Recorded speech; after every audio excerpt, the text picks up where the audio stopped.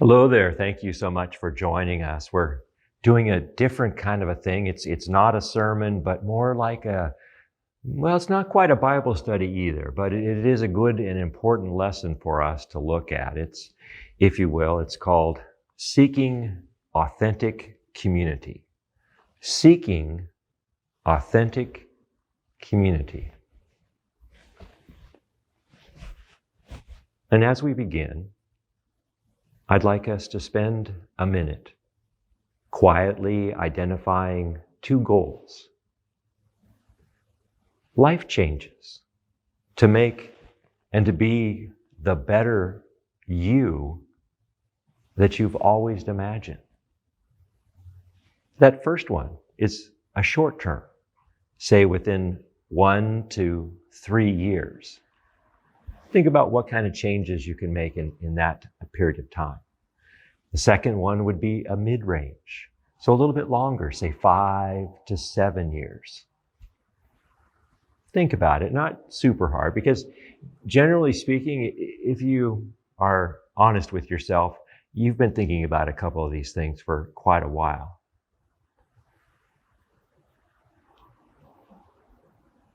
And now that you've thought of them, I want you to write them down on a piece of paper, a note card. And then next, I want you to pair up and find somebody that you can share these goals with. You say, well, why? These are personal things. Well, I wanted to introduce you to the idea that intentionality is the driving force behind positive improvement. Yeah. You see, conversation changes things. Think about that. When we can take our self-talk, those things that we've been saying to ourselves, and turn it into shared talk, then we begin to practice transparency. One way we can do that is to increase our emotional intelligence, or if you will, taking control of our thoughts. Emotional intelligence is made up of 4 basic areas. It begins with self-awareness, and then it continues with self-regulation, and then we have empathy, and then we practice social skills. So that first part, emotional intelligence, is, if you will, our ability to recognize and to understand emotions in ourselves and in others. And secondly, it's our ability to use this awareness to manage our behavior and to improve our relationships. An important question for us to recognize is that we need to ask, why are relationships so important? Everywhere you go, we talk about that. Well, today I would present that it's the divine design is all about relationships. Whether we think of the Father, the Son, or the Holy Spirit, or Jesus, who became human to restore that divine design of relationship. And so we see relationship, all of our relationships, as an opportunity to improve our emotional intelligence. And then this increases our ability to manage our behavior and to improve our relationships, how we interact with people. See, our brains are hardwired. They're hardwired to allow emotions the first opportunity to determine a response. Well, why are we like this? Of course, because in dangerous situations, in a survival mode, we need to be like that. Management of emotional inputs with the rational parts of our brain, in other words, moving to that higher level of thinking about it, is the physical aspect of emotional intelligence. You see, it's an equation that I've put together. And so if you will, it's intentionality plus transparency. And that's our recipe, if you will, our formula for how we have purposeful improvement. And we know that no improvement happens unless we do it on purpose. And so first, we need to have self-awareness. We have to have the ability to recognize and understand our moods, our emotions, and our drives, and how they affect others, and how we interact with them. Secondly, we need to practice self-regulation. This is that ability to control and to redirect disruptive impulses and moods. Right? We've all been there, been low blood sugar or whatever. And you see, the most important thing is to practice a propensity to suspend judgment, right? To not judge things immediately, to think before acting. We remember that all of our emotions flow from 5 core feelings. Right? We've seen that movie. But it's happiness and sadness, anger and fear and shame. And when we recognize that these emotions come from these feelings, we have to be aware of emotional hijacking. Emotional hijacking. It's a moment when an emotion controls our behavior and we react without thinking, right? You see, what we're doing is without recognizing it, we're dialing 911 and wondering, what's our emergency? And this is that emotional hijacking. This is what that is. We have a feeling, but we have too much of a feeling. And that's the event that is emotional hijacking. See, when we have something that makes us too happy, too sad, too etc., something that generates this prolonged emotional reaction,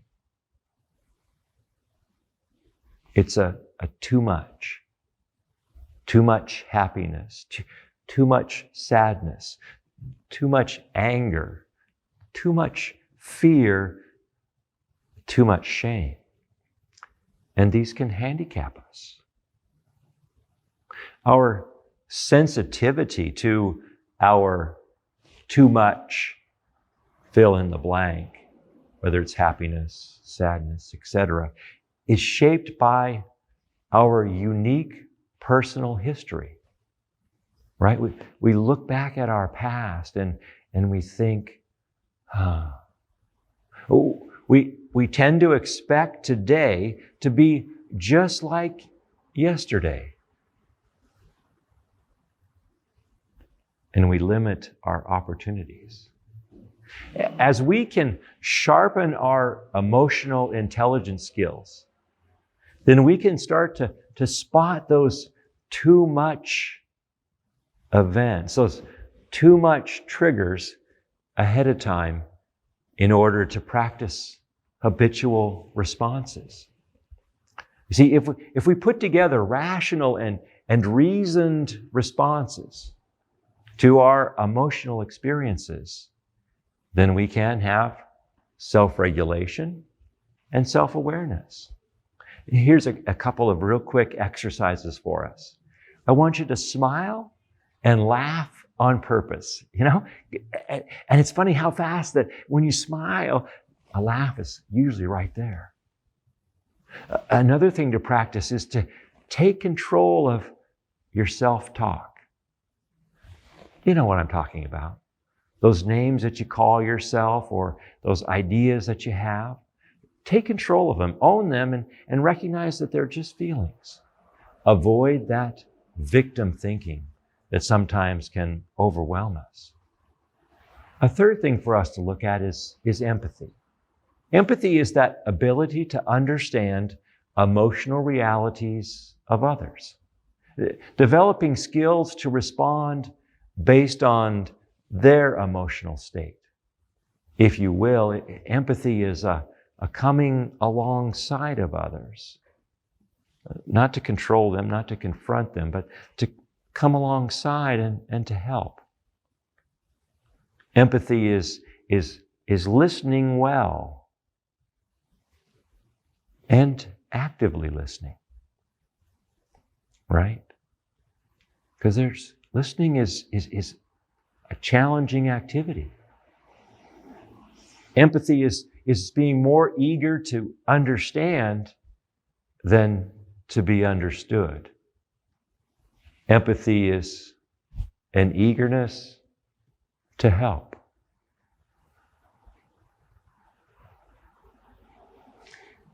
An eagerness to help while avoiding the desire to correct. Yeah, a difficult skill, an important skill. Our fourth is to develop social skills. That's a proficiency in managing relationships and building networks, an ability to find common ground, to build rapport, right? And this is that challenge because we need to start to practice to be open and respectfully curious. As in the tone of voice and how we say, well, what's that? Yeah.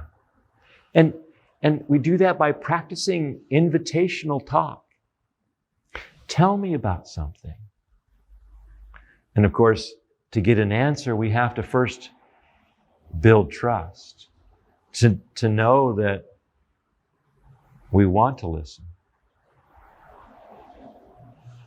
This attitude of trying to bring out the best in others, knowing that together we are more than we can ever be singularly. It requires a willingness to, as I've said before, postpone judgment. And why do we postpone our judgment? We do it for the sake of restoring community. And community is more than just a location in a certain area. Community is relationships. Community is also this practice of sincere and spontaneous hospitality. That sounds fancy, right? But if you will, it's building a place where there's safety, there's trust, a preference to care for each other, right? Community is a preference, a choice, a purposeful idea. Some of the external signs of community are a preference for cultivating relationships, right? A relationship instead of trying to impart knowledge or exercising authority over someone else. Think about that. A preference, a choice for helping each other succeed at fulfilling each of our God-given potential. And we have been given great potential. God has blessed us mightily. Hey, community is a preference for invitational language and listening to understand. Community is this preference for conveying sufficient value and respect for everyone and space for all to arrive at solutions. A recognition of the destructive nature of shame, right? And the positive power of efforts to neutralize that shame.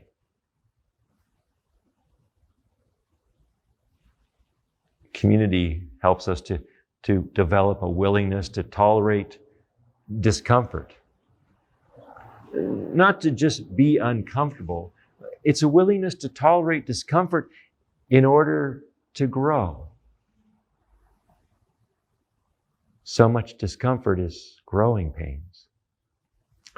We remember that mercy is love that has not been earned, and God gives that to us. Grace is forgiveness that has not been deserved, and God gives that to us. Peace is a reality that can only have been created by God. And so we hang on to these gifts that He pours out upon us. We remember that community is about relationships.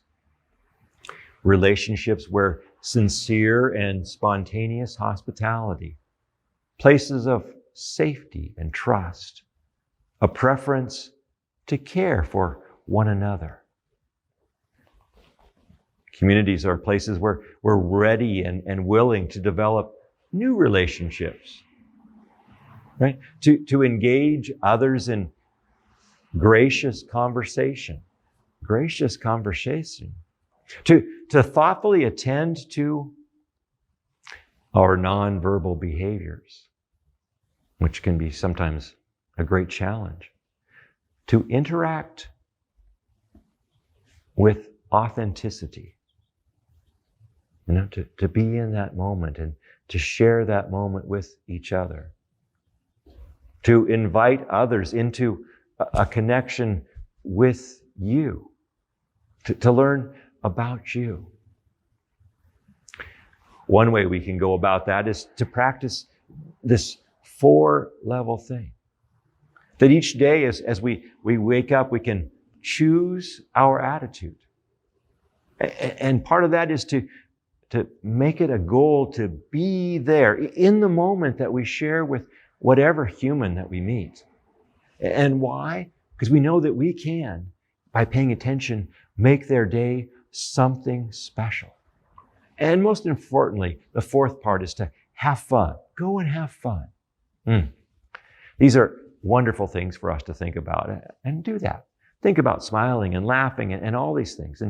And on that note, I say thank you. Thank you so much for joining us. I invite you to like and to subscribe and to share this video, to think about some of these thoughts and to share with us what your feedback is. We're so glad that you tuned in. Remember, this is Bethany Lutheran Church. We're in Lompc, California. We hope to see you again. Bye-bye. Hi, this is Reverend Joseph Byrd. I'm at Lompc, California, Bethany Lutheran Church with the Lutheran Church Missouri Synod. Thank you so much for watching. We encourage you to please like and share and subscribe to our station and look around at some of the likes that we have. We'll see you soon. Bye.